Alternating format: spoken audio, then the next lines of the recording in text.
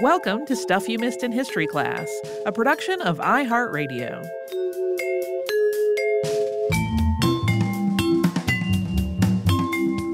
Hello and welcome to the podcast. I'm Holly Fry. And I'm Tracy V. Wilson. I think it's safe to say that Rudolph is a beloved holiday character. For a lot of folks, for sure. Yeah, I don't think I'm really overstepping, common opinion at that point. Most of us at this point grew up with the story of this sweet little reindeer that was picked on by his peers only to be the triumphant hero who saves Christmas. But Rudolph is kind of unique in that he became part of Christmas tradition almost the moment he was introduced in 1939. And there are a lot of variations in the story of Rudolph's origins. This is largely because the author of the Rudolph story gave a lot of interviews throughout his life, like over the course of 40 years. And sometimes his narrative shifted a little bit, occasionally contradicting other versions that he told. There's also another related collaborator in the Rudolph phenomenon who also gave conflicting accounts. And because Rudolph's intense popularity was not exactly anticipated, at least not at the level it achieved, it wasn't as though this project was being documented and notated as the initial story was being created. So all of this, kind of narrative shifting and conflicting accounts is really pretty normal. And today we're going to talk about Robert L. May and how he created Rudolph, how his reindeer character became a phenomenon. We'll also talk about his collaboration with his brother-in-law and how this story became an instant classic. And we just want to offer a quick disclaimer here. If you are maybe a parent listening with a younger history fan, this isn't really so much like a fun Christmas story about the fictional characters. It's very much real world story stuff going on. Some of it is definitely sad. And we don't, want to make anybody have a unhappy association with the Rudolph story. Downer. So if you do like to listen with younger listeners, I would encourage maybe give it a listen first, see if it's at a level that you're comfortable sharing with them, and then you're off to the races. But we're going to jump right into the story. The early life of Robert L. May is just not particularly well documented. We know he was born in 1905 and also grew up in New Rochelle, New York, which is the suburb made famous by the Dick Van Dyke Show. Weirdly, I've just never associated it with I've associated it with the Amtrak train that goes from here to New York City. Well, you're a little bit too young, right, for when the Dick Van Dyke Show was super popular. Yeah, I saw it in syndication. It was one of those things that was always on in reruns somewhere. Anyway, not important. His parents were well off. His father, Milton, was from Georgia and owned a lumber business. And while the family was Jewish, they were also secular. Robert attended college at Dartmouth, but a few years after he completed school in 1926, the stock market crash of 1929 happened, followed, of course, by the Great Depression. And in the course of all of this, the May family lost a lot of their money. His younger siblings were not able to attend college because of the family's financial situation. In his early career, May worked in copy and advertising jobs for a series of department stores, including Macy's and Rich's. He got married to a woman named Evelyn Heyman on November 29th of 1928. The two of them had a daughter named Barbara in 1935. By that point, they had moved to Chicago, so Robert could take a new job working as a copywriter for Montgomery Ward. And to be very clear, Bob May was really good at this job. There was a profile that came out about him as his work started to gain pretty wide recognition later on, and it included this description, quote, "Words are May's stock in trade, and people who work with him will tell you only too willingly how clever he is in the use of words. Not only in a humorous use, but in making them express sympathy, pathos, admiration, as well as darn good advertising." In early January 1939, Robert L. May was headed into work. He was not feeling particularly festive, not looking forward to the new year. Later on, he recalled being thankful as he went into his job that the holiday decorations in the streets of Chicago had all been taken down because he was not in the mood for them. And May's lack of enthusiasm at this point was not because he was returning to work after the holidays. His family was going through an incredibly difficult time. His wife, Evelyn, was going through a long series of cancer treatments after having been diagnosed in 1937. And over the 2 years since her diagnosis, the cost of her care had really put him in a financially precarious state. Additionally, he heard two young men in the elevator who were talking about their plans for the year, and May was struck with this sense of just being a middle-aged underachiever. He had gotten into writing to become a novelist, and now he found himself, quote, at age 35, still grinding out catalog copy. Instead of writing the great American novel as I once hoped, I was describing men's white shirts. Robert, who went by Bob, got a call from an admin assistant saying that he needed to report to his boss's office. And at this point, Bob just thought this was some other dull and uninspiring work assignment. But the assignment he was about to receive was anything but his standard copy requests. The story, as May told it, went this way.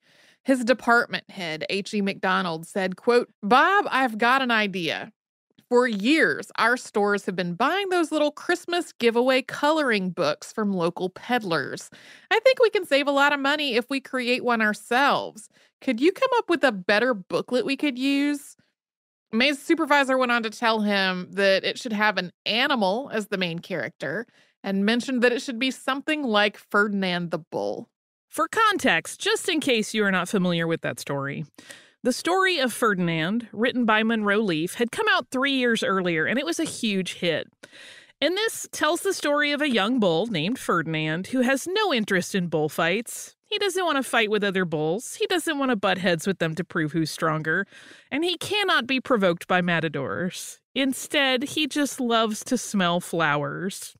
And by the time May got his assignment, Ferdinand was one of the most popular books in the United States. So it's really not surprising that his boss would reference the pacifist bovine as a model.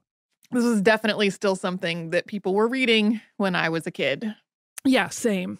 The reason that a catalog copywriter was tapped for this project was apparently because May had performed some comedic songs at the company holiday party a couple of years earlier, and they'd become popular enough that he was asked to write similar songs for other company events. So his bosses knew that he could write in verse using clever wordplay. As Bob May ruminated on this assignment later that evening, he started thinking both about Christmas-appropriate animals and the kinds of animals that his daughter Barbara liked. Barbara, who was 4 at this point, loved the deer at the zoo, so he quickly decided that a reindeer was going to be the best protagonist. Yeah, reindeer were definitely strongly associated with Christmas already by this point, so this was a logical step. And the next step in May's development of the idea was to try to think of a way to make the story didactic. He tried to come up with a lesson that this reindeer could teach to kids. He knew he wanted it to be an underdog story. According to his account, he thought about the fact that the ultimate dream for a reindeer would be to pull Santa's sleigh. And in some versions of the story, May would also mention that he was inspired by the Hans Christian Andersen story, The Ugly Duckling. A glance out the window as he was having all of these thoughts gave May the inspiration for the key trait that would become forever associated with the name Rudolph in pop culture. He had noticed that fog had rolled into the city from Lake Michigan, and his mind wandered to the story he had been working on. And when he started wondering exactly how Santa might manage traveling via flying sleigh in low-visibility fog, the idea, he always said, kind of came to him like a flash. Rudolph would have a glowing nose that could act as a floodlight and lead Santa through fog. Bob May was excited about this idea. As somebody who writes sometimes, I know what that feels like. His boss was not as receptive as he hoped, though. When he pitched this at work the next morning, the reaction was lukewarm at best. May would later say that the exact reaction was, "For gosh sakes, Bob, can't you do better than that?" Years later, McDonald's wife Bernice said that the reason he was initially put off was because of the association between red noses and drunkenness. I can see that logic. Yeah, sure. But this is also a good moment to think about, like, for anybody that does creative things. I've written stuff. I make various things. And there are times when you think you've put something together and someone else sees it and goes, that doesn't always mean it's not great.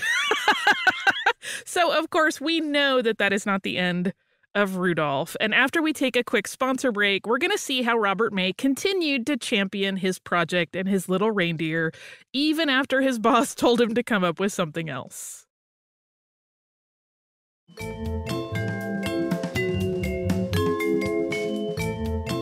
So we mentioned before the break that Bob May's boss was not into the Rudolph story, but thankfully, May, who may or may not have already settled on that name, Rudolph, accounts vary about it, was already attached, though, to both the character and the story. So next he turned his creative thinking to how he could convince his boss that this was really something they should do. And May decided that if he could just show him a visual of what he was thinking of, it might convince him to approve the project to move forward. To help with this plan, May approached Denver Gillen, who was a friend of his from the company's art department. He explained to Denver what the Rudolph story was and that he needed help convincing higher-ups that this was a good idea. So he asked him, "Denver, could you draw a deer with a big red nose and still make him look appealing?" They struck up a plan to work on a visual pitch over the weekend. So that Saturday morning, May, Gillen, and May's daughter Barbara were all at the Lincoln Park Zoo looking at the deer.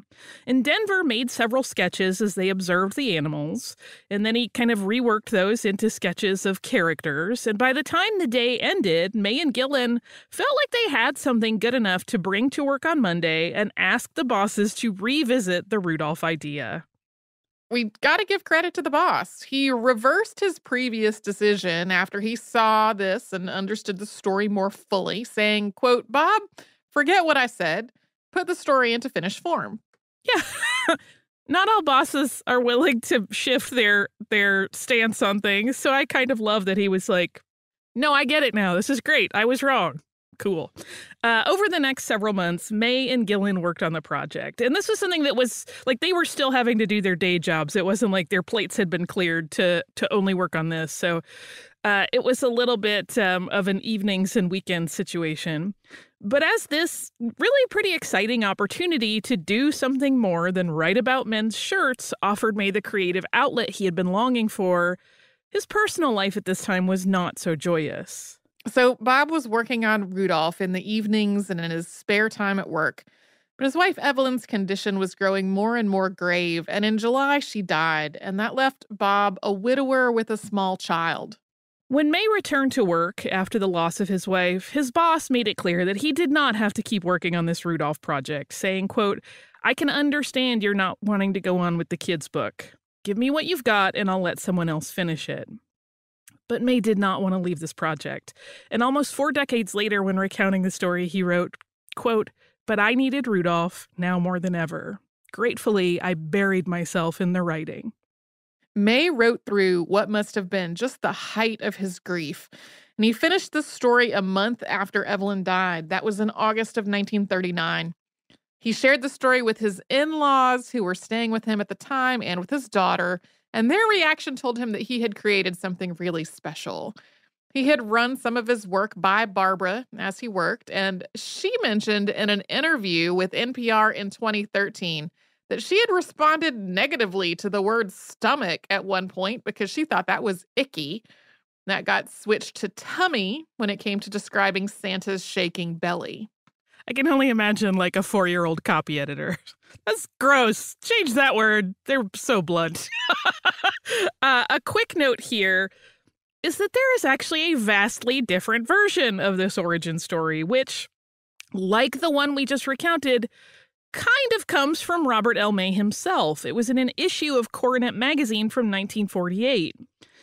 And in that article, May told the journalist writing the piece that he wrote Rudolph to comfort his daughter because of Evelyn's illness, and that his boss at Montgomery Ward heard about the story and decided to use it for the promotional book. So whether this was a matter of misinterpretation on the interviewer's part or May just punching up the story, we don't 100% know, but that's not the only aspect of this different tale. There was also a friend of May's in the mix, Stanley Frankel, who had pitched the story to Coronet and who might have been the source of some of this mismatching information and lore. May himself referred back to the article at various times, though, so he knew about that version and he didn't really make any effort to denounce it. As a consequence, both of these origin stories persist, although the job assignment version is actually corroborated. This is one of those things where I wonder if he just had no sense of the fact that people would want to look at this as a part of history, and he's like, it's fine. I know. Yeah, that seems pretty... No one probably thinks they're like their story of writing a book is going to become an important story to people later on. So he probably was fairly unconcerned about an article in a magazine. May's Rudolph book, which is written in rhyming couplets, starts with a nod to A Visit from St. Nicholas, which was already more than a century old when May started his Rudolph project. So, of course, that starts, 'twas the night before Christmas. Rudolph's story begins, 'twas the day before Christmas, and all through the hills, the reindeer were playing, enjoying their spills. So if your recollection of the Rudolph story comes mostly from the song, which we will get to, or the Rankin Bass holiday special, which we will also get to, you might be surprised at some of the differences in May's story from what you remember. In the Montgomery Ward version, Rudolph does not live at the North Pole with Santa. He's one of the many creatures who hangs a stocking and waits excitedly for Santa's visit. And in this version, Santa does take to the skies with his standard team of 8 reindeer. And he gets in some trouble in that foggy climate, getting, quote, tangled in treetops again and again. And he even narrowly misses a collision with a plane. It's pretty exciting. Santa starts getting pretty stressed. Quote, through dark streets and houses, old Santa did poorly. He now picked the presents more slowly, less surely. He really was worried, for what would he do if folks started waking before he was through? In this original version of the story, Santa discovers Rudolph and his magnificent glowing nose when he stops at the reindeer's house. As he gets into Rudolph's room to put gifts in the stocking, he finds his job much easier. Quote, the lamp wasn't burning. The light came instead from something that lay at the head of the bed. And there lay, but wait now, what would you suppose? The glowing, you've guessed it, was Rudolph's red nose. So this room was easy. This one little light let Santa pick quickly the gifts that were right. So, of course, you know what happens next. Santa gets the great idea to bring Rudolph onto the team, wakes him up and asks him if he'll do some work. And the little reindeer that had been bullied and mocked becomes a hero. How did Rudolph's parents feel about this? It's interesting. I was reading an interesting piece that kind of breaks down, some of the Rudolph stuff. People love to analyze it, of how very different this is from previous versions of Christmas stories. Like the reindeer are very anthropomorphized in this version. I mean, Rudolph writes notes. He talks. They sit at picnic tables at one point. It's very much like that. Whereas Santa, who is in a lot of instances portrayed as almost supernaturally powerful, is really much more human in this version. So presumably Rudolph's parents were like, all right. Sure, go with this strange dude. I mean, we theoretically know him, but that seems fine. So May's 32-page book was printed by Montgomery Ward in bulk for the 1939 Christmas season. There were 2.4 million copies made to give away to shoppers across the United States. This was advertised with a big poster that read, quote, get ready for Rudolph the Red-Nosed Reindeer, the rollickingest, rip-roaringest, riot-provokingest Christmas giveaway your town has ever seen.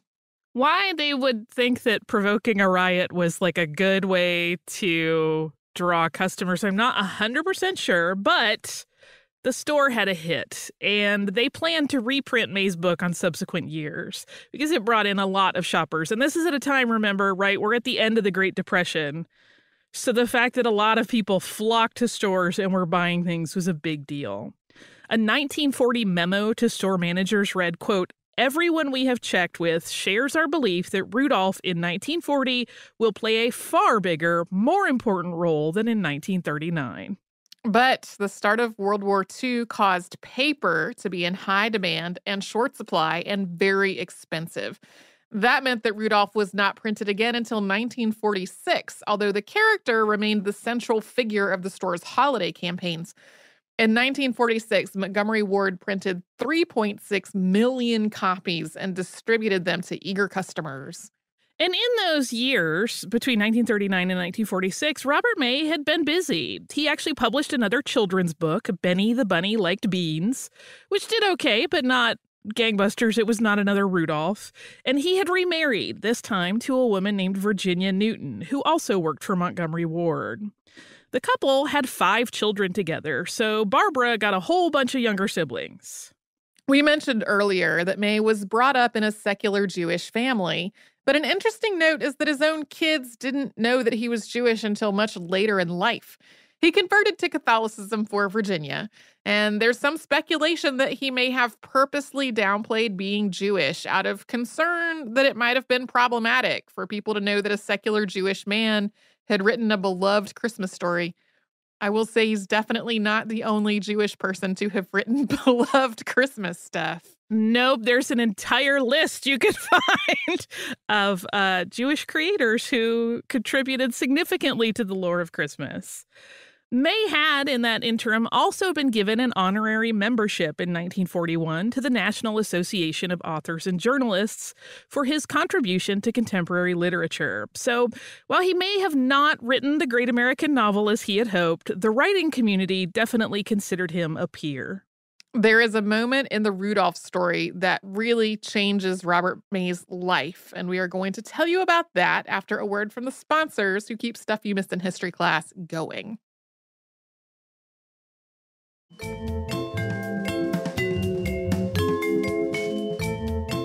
Sewell Avery was CEO of Montgomery Ward in 1947, and he turned the rights to Rudolph over to Robert May, free and clear. So even though May had created it, he was working for Montgomery Ward at the time, so prior to this, he had no claims to that story. The exact logic of why this handover happened isn't entirely known.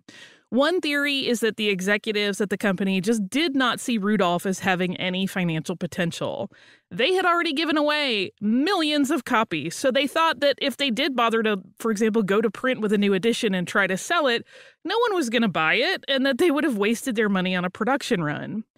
Another version of the story goes that Bob May was still struggling under the debt he had accrued during his first wife's illness, and when he went to his boss to ask about a possible bonus, because of Rudolph's popularity, he ended up getting the rights instead. The first version sounds a little bit more realistic, although May was, to be clear, financially strapped for years after Evelyn's death, and the Rudolph rights got him out from under those debts. The medical debt part of this story sounds incredibly familiar. Montgomery Ward giving him the rights free and clear is like literally the opposite of what we hear about with creators all the time. It's really mind-blowing, like that they were just like, that's cool, it's yours. What? So there's also yet another version of this whole story that May himself once told that he had been offered a deal to record his Rudolph poem as a spoken word record in 1946, but that he didn't own the rights, so he had to turn that down. Then colleagues at the company helped make the case that May should be allowed to take the project because he hadn't gotten any kind of bonus or remuneration for writing a promotional book that drew huge crowds during the holiday shopping season.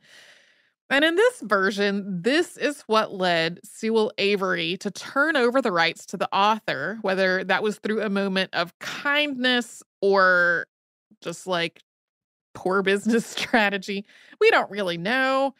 A recording of Rudolph the Red-Nosed Reindeer was released in 1947 to great success.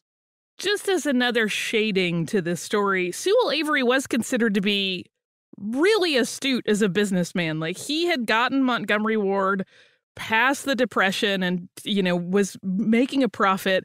So he wasn't a fool. So that adds a whole other factor in the how exactly did he come to this decision? And though Sewell Avery might have thought that Rudolph was kind of played out, May thought his little reindeer still had some magic. And he was absolutely right.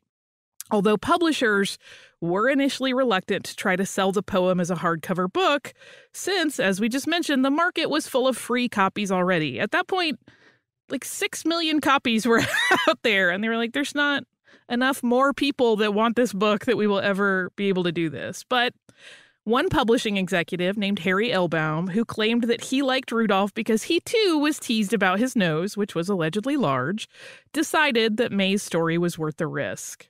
His publishing house put out a 100,000 copy run of Rudolph the Red-Nosed Reindeer in 1947, which sold out very quickly and left consumers clamoring for more.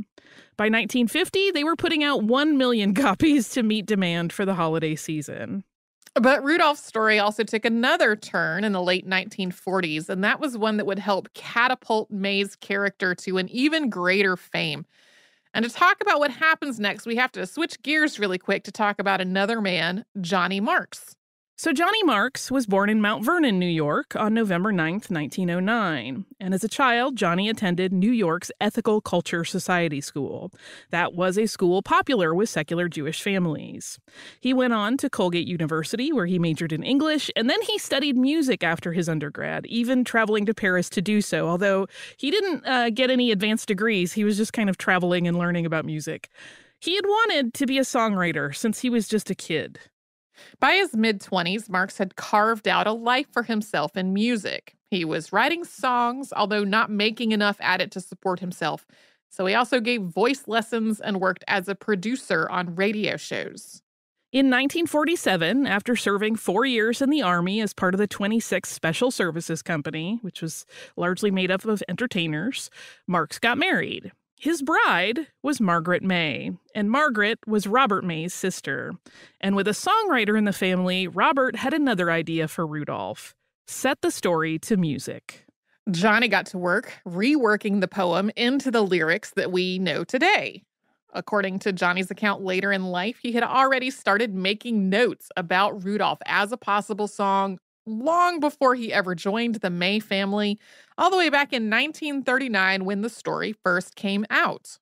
Yeah, Johnny told a lot of different versions of Rudolph's story throughout the years and has kind of clouded the record in terms of what is and is not the case regarding it, but just one aspect of why it's a little bit tricky. But as Johnny developed this song throughout 1948, he was really confident in it. There is no doubt about that.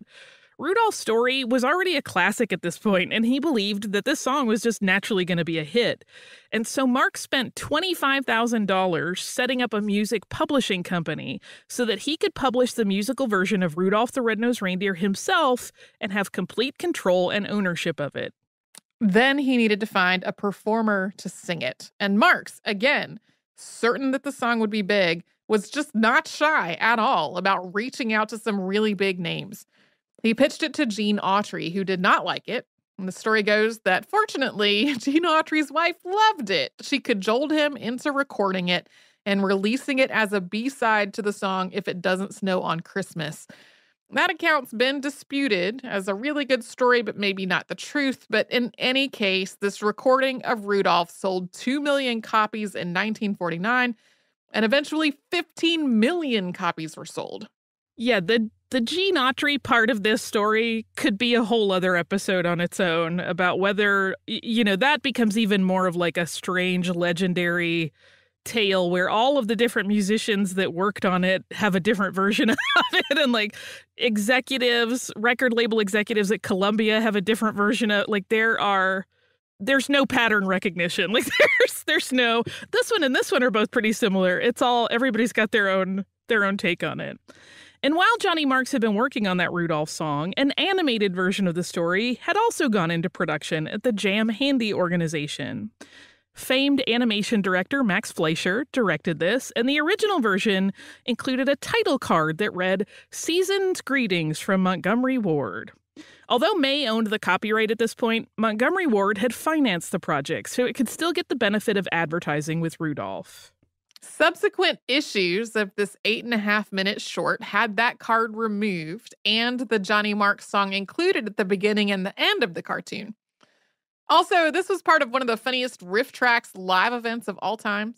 I don't think I was at this one. Oh my goodness. I laughed so hard that I reached that point where my brain and body could not process laughter. And I was just silently crying in a joyous way, but like nothing was actually coming out of me sound-wise. In a December 1950 article in the Chicago Sunday Tribune, there was a piece about Rudolph, and the focus of it was how May's kids were kind of a bit tired of Rudolph. They were so tired of May talking about Rudolph all the time that talking about it was forbidden at the dinner table, even though it was that very character who had enabled their father to support their family in a pretty nice way at that point. They were, at the time, especially irked, the kids, when someone called Bob May Rudolph's father because that implied that they had an animal for a sibling. Although later in life, Barbara would in fact describe Rudolph as her brother in interviews. And by this point, probably another point of contention for the kids, Robert May had started putting an 8-foot-tall Rudolph on the family lawn during the holidays each year so everyone would know where the Rudolph people lived. In 1951, managing Rudolph had become a full-time job for Robert May, and he left Montgomery Ward to oversee the licensing of toys, art, lamps, school bags, salt and pepper shakers, and really any novelties that featured his famous creation. He also wrote several additional books featuring Rudolph, including Rudolph to the Rescue, released in 1951, Rudolph Shines Again, first published in 1954, and Rudolph's Second Christmas, which was first released in 1970. Those titles have all been published in various editions, sometimes bundled together. There were also comic book adaptations, storybook versions, and many, many reprintings of the original story. By 1958, that kind of deluge-level revenue stream from Rudolph was slowing to a bit of a trickle, so Bob May went back to Montgomery Ward as a copywriter. And he actually stayed in that job until he retired in 1970. In 1964, the Rankin Bass Holiday Special version of Rudolph the Red-Nosed Reindeer debuted. That was bankrolled by General Electric. This stop-motion special was based on the Johnny Marks song. The production team at Rankin Bass didn't actually have a copy of the original poem. There's also a lot of creative license taken with the story development. There's Hermie the Elf and Yukon Cornelius and the Bumble and Clarice and the Island of Misfit Toys. They are all unique to this special. They have nothing to do with the original poem or the song. But I love them desperately as a person who has a full-size King Moonracer costume. Part of the reason that all of these additional characters and plot lines were made was because the source material was simply not long enough to make a special. I think I read a stat where if someone had just read the poem and it had been animated too, it would only have lasted about 13 minutes. And like that, this was an hour-long block of programming. So if they had not embellished the story, they would not have had enough material for an hour-long special, even when you factor in commercials. And of course, this is for people our age, I think, Tracy, the Rudolph they know best. That special continues to air regularly. It has its own huge fan base. It has generated its own line of merchandise and collectibles. I feel like we should also mention that, like, this came out before the concept of a holiday special was really a thing. So it's one of the projects that actually launched that idea. Like, now we have, you know, a cajillion. There were a lot more Rankin Bass holiday shows. There were the Peanuts holiday specials. There are now holiday specials associated with every big brand. That wasn't happening yet, though, in the early 60s. They kind of were the forerunners in that space. Meanwhile, I'm sitting here like, was it really an entire hour? I know. I've watched it 10,000 times, and I'm still like, it's a whole hour? With commercials, yes. Anyway, in 1971, Robert's wife, Virginia, died. He got remarried to her sister not long after this. In 1975, Robert L. May wrote the story of his creation of Rudolph for the Gettysburg Times. This actually was syndicated and ran in a lot of papers. I read it in the Gettysburg Times edition. And he subtitled it, Rudolph and I Were Something Alike. And at the end of his account, he wrote that children get to read a story about, quote, a little deer who started out in life as a loser just as I did. But then he goes on to explain that the things that held Rudolph back became the exact things that gave him happiness once he gave himself for others. May concluded this by writing, quote, "My reward is knowing that every year when Christmas rolls around, Rudolph still brings that message to millions, both young and old." A year after he wrote that account, Robert May died. That was on August 11th, 1976. That 8-foot reindeer that had graced his lawn every year was given to Dartmouth, where it is still kept. Yeah, they have an entire Robert May archive there.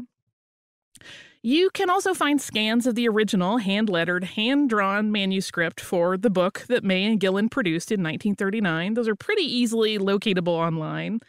And the sketches will strike you if you've never seen it before as pretty simple. They look, kind of like advanced crayon drawings. Not something a kid would do, but also not super refined.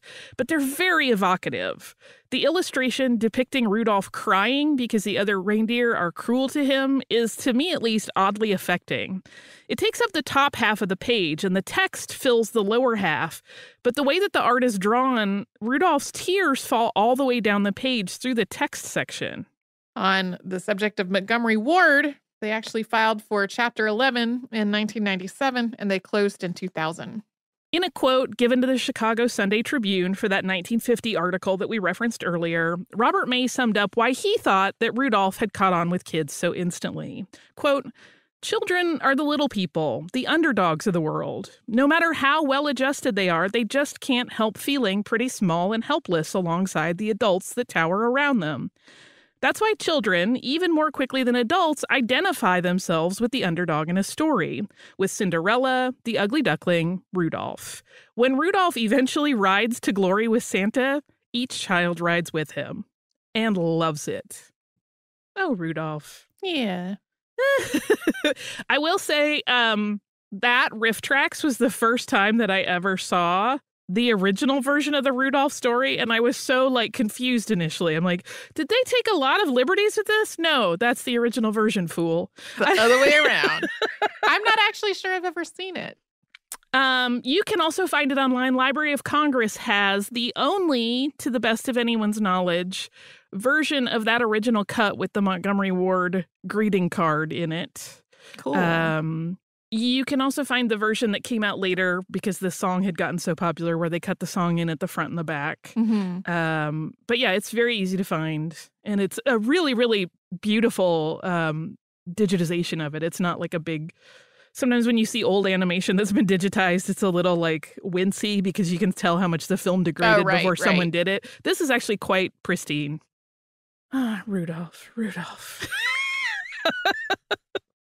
I have listener mail that is about Maria Mozart, or Maria Anna Mozart. This is from our listener Angie, who writes, "Hello. I was so happy to listen to your recent episode about Maria Anna Mozart. I'm a children's librarian." Okay, I just have to shout you out because I love that. Thank you. And was especially excited for this episode because one of America's most beloved young adult authors, Marie Lu, just wrote a historical fiction novel about Maria Mozart and her brother's fantasy world entitled The Kingdom of Back. She spoke at the San Diego Library this spring, right before the COVID shutdown, and I was so impressed with the amount of research she did for her book. I bet you both would get along with her so well. Strong research by women unite. Thank you so much for your delightful podcast. Here are some bonus pictures of my rescue cat, Allie. She takes naps next to me while I listen to your podcast as I sew. And as a bonus, a pic of the plumeria by my house that is still blooming in November. This is a blatant attempt to entice you to come do a show here after COVID times and enjoy San Diego's beachside paradise. Warm regards. Happy Thanksgiving, because we are recording this actually Thanksgiving week. Angie, thank you so much. Your cat is adorable, and I love that you listen and sew at the same time. Are you me? I don't need any cajoling to get to San Diego. I'll go at the drop of a hat once this business is over because I love that town. And I actually had read Marie Lu's book. I didn't include it as a source since it is fiction, but it is really, really good. And the Kingdom of Back is the secret kingdom we referenced in that episode that Maria Anna and Wolfgang kind of invented together that was their little getaway fantasy play world. So thank you so much for writing about that. And I think people should check that out. I love a fiction story based on historical people. Maybe you will too. If you would like to write to us, you can do so at historypodcast@iHeartRadio.com. You can also find us on social media as Missed in History. And if you would like to subscribe to the podcast and haven't yet, you can do that so easily on the iHeartRadio app, at Apple Podcasts, or wherever you listen to your favorite shows.